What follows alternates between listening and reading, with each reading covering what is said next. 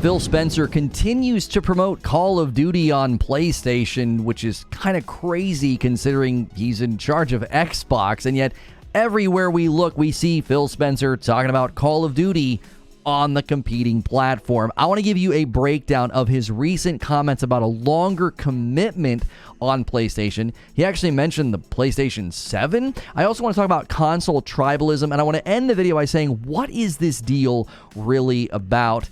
Is there a risk that it might not even go through? Let's take a look. Hit subscribe, hit the bell button. I'm out of town, so these are uploads in lieu of my live stream, so make sure you're subscribed when those live streams return. PCGamer.com says, Xbox's boss says that buying Call of Duty isn't about pulling the rug out from underneath the PlayStation 7. I'll read that more lengthy comment later, but the first thing to establish here is the longer commitment. According to PC Gamer, Phil Spencer wants regulators to stop hassling him about Call of Duty, apparently. Speaking on a recent episode of the Verge's Decoder podcast, the Xbox boss straightforwardly said that Microsoft is open to a, quote, longer-term commitment with Sony to keep COD on PlayStation in the event that the acquisition goes through. Now, he did say that he can't say forever, and I don't think anybody is asking for that. I know when Jim Ryan spoke publicly, said that the offer was woefully inaccurate. I know when I've talked about it.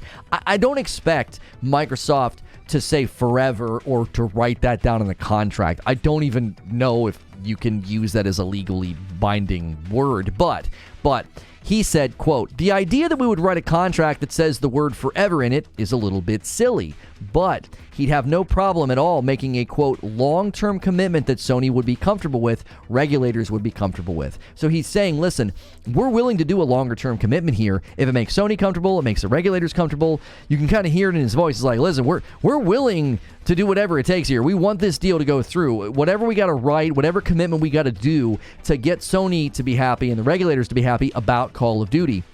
You can see the importance of Call of Duty to the gaming ecosystem. The regulators are concerned, at least in the UK. The EU is getting involved now, and so is China. So we'll see how this plays out from the regulators' perspective, but they are willing to do a longer commitment to Sony with Call of Duty. Now, he did say something about Game Pass on PlayStation that I thought was really interesting. He said, Sony does not have to take Game Pass on their platform to make that happen. There's nothing hidden. We want to continue to ship Call of Duty on PlayStation. So it's interesting that he even entertains the notion of like Game Pass on another platform. Maybe people are thinking that's what's going on. Like, well, once you own Call of Duty, sure, they can have Call of Duty on PlayStation if they take Game Pass. I think maybe people were thinking that was happening.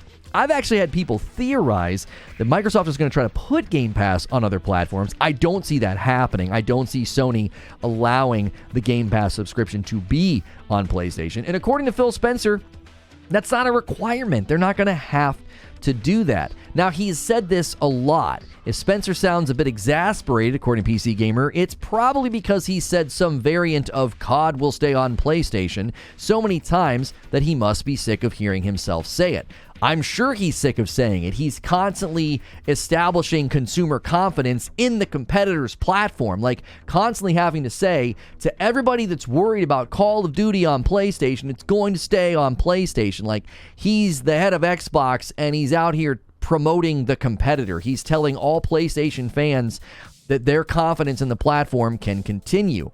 In fairness to Sony, according to PC Gamer, well-meaning public statements don't mean much when there are billion-dollar franchises on the line. That is true when Sony makes up 48% of the annual purchases of Call of Duty. That's a ton of revenue for Sony, but it's also a potential ton of revenue for Microsoft if the acquisition goes through. Now, they might need a longer agreement. When Microsoft initially offered to keep COD on PlayStation for 3 years, after the end of Sony's current agreement with Activision, Sony declared the offer inadequate on many levels. A longer-term legal agreement could be much more to Sony's liking, and Microsoft hopes to the liking of the regulators as well. Now, Game Informer weighed in and had the following to say. They quoted this section. It's not about at some point that I pull the rug from underneath PlayStation 7's legs and say, aha, you just didn't write the contract long enough. So Spencer's basically saying, listen, if we get all the way to the PlayStation 7, I don't have some plan here to be like, haha, gotcha. Now we're taking it off of PlayStation. You have to hear what he's saying. So many of the Xbox fans that are so entrenched in their fandom, they're almost anti-Sony fans, they really kept saying, no, eventually COD's going to get ripped off of PlayStation, and that's going to help them sell Xboxes. Phil Spencer saying, listen, I don't have any plans to do that. We get all the way to this PlayStation 7. We're going to keep shipping it over there, right? Now, he did an extensive mic drop. This is a long quote, but I need to read it because he is trying to put this thing to bed. Native Call of Duty on PlayStation, not linked to them having to carry Game Pass, not streaming. If they want a streaming version of Call of Duty, we could do that as well, just like we do on our own consoles. There's nothing behind my back. It is the Call of Duty Modern Warfare 2. That's doing great on PlayStation. It's doing great on Xbox. The next game, the next game. Native on the platform, not having to subscribe to Game Pass. Sony does not have to take Game Pass on their platform to make that happen. There's nothing hidden. We want to continue to ship Call of Duty on PlayStation without any kind of weird, I figured out the gotcha. As Phil said, our intent. I understand some people's concerns on this, and I'm just trying to be as clear as I can be. That's a mic drop in my mind. Like, that's insane. There's so much there to say.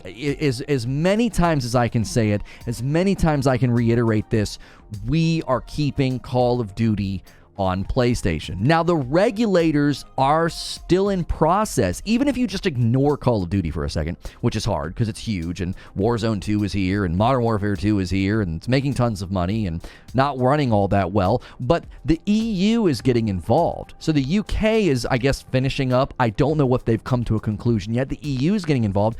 China recently denied a simplified filing request, which means they want a deeper look at the deal.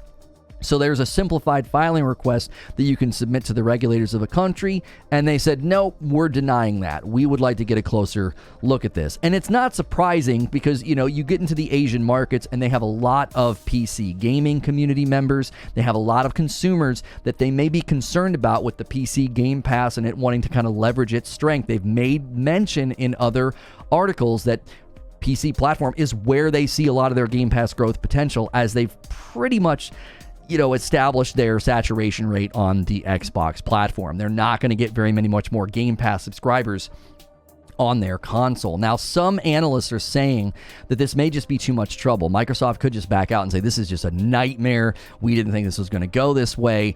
I don't think that's going to happen. I think Microsoft's going to continue to push for this to happen. Now, I told you I wanted to talk about what is this deal really about. Console tribalism does not understand this deal. The people that thought this was all about buying up titles to rip them away from PlayStation and to help out Xbox and to sell Xboxes, that was wrong. At one level, I was wrong. I thought this was about Game Pass, and recent commentary from Phil Spencer, it's not about Game Pass. This is bigger than Xbox versus Sony. This is bigger than filling the Game Pass funnel. This is bigger than trying to get people on the Game Pass subscription. This is about software. Microsoft wants to buy and sell software. They're applying their software model to gaming. Their approach to gaming up to this point hasn't really gone all that well. Game Pass has hit saturation as far as we can tell, and it's profitable, but it only makes up 15% of Xbox revenue. That means they need to sell software. The subscription service model has already hit its peak as far as we can tell. And if it's only making up 15% of the Xbox revenue, they're going to need to make it up in a lot more places. So I want to know what you think about this deal. Why do you think Phil Spencer's having to stress so much that Call of Duty is going to stay on PlayStation? My thoughts are very simple. Phil Spencer has established 10 times over at this point that Call of Duty will be staying on PlayStation, and I think this is very easy to explain. Microsoft has shifted its strategy away from thinking about selling consoles. It's about selling software, just how they've done with their operating system and other software funnels. If you like these videos, be sure to hit subscribe and the bell button. I'm usually live streaming. Streams return on the 28th of November. I hope to see you there when we come back in full strength with live streams, shorts, and uploads. Looking forward to seeing you guys in the comments as well. I'll reply to as many as I can. As always, hit subscribe, hit the bell button, and I'll see you in the next video.